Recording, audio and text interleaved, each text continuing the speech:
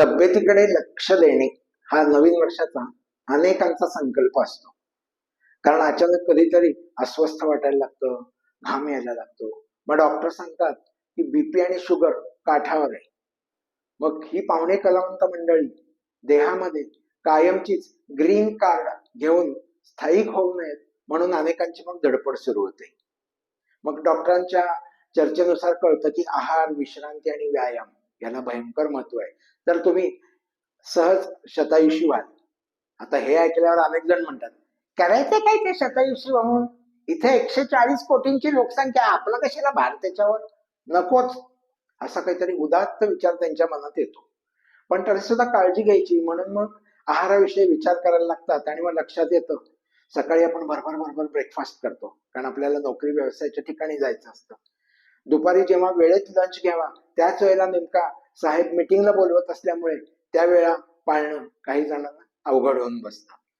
कारण साहेबांना त्यांच्या कधी भूक लागतच नाही, कारण ते भूक लागू नये याचीच कॅप्सूल घेऊन आलेली असतात. म्हणजे मग त्यावेळा पुन्हा पाळणं अवघड होऊन बसतं.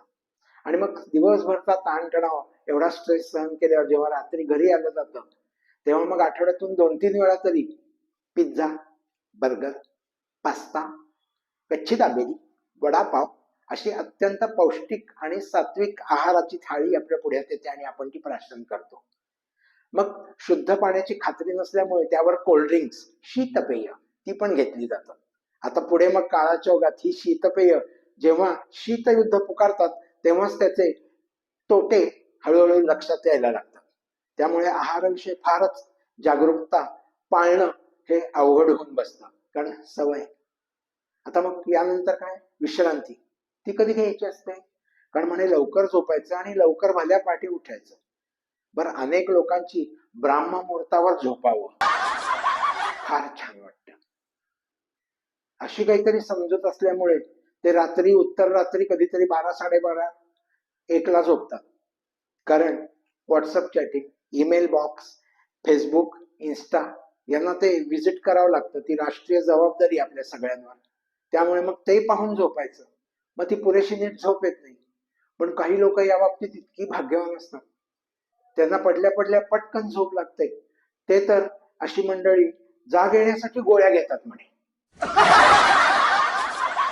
भाग्यवान आहेत. आता तिसरा घटक कुठला? तर व्यायाम.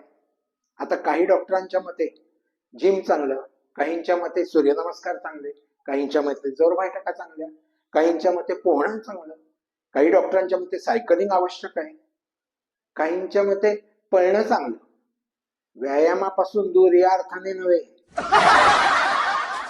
सायकलिंग तसं रनिंग त्या अर्थाने येते. मग लक्षात येतं, अनेक जण म्हणतात, अरे प्रत्येक डॉक्टरचं मत वेगवेगळं आहे, यांच्यात जोपर्यंत एकमत होत नाही तोपर्यंत मी व्यायाम करणार नाही, असं त्यांचं असं पिळदार मत असतं.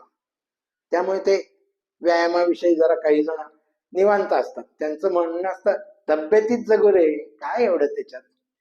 थोडक्यात या त्रिसूत्रीवर आधारित ज्यांना कोणाला पाळणं जमत असेल आणि ज्यांनी कोणी तब्येतीकडे लक्ष देणे हा संकल्प सोडला असेल, त्या सगळ्यांना या नवीन वर्षानिमित्त त्यांच्या संकल्पाला माझ्यातर्फे मनपूर्वक शुभेच्छा.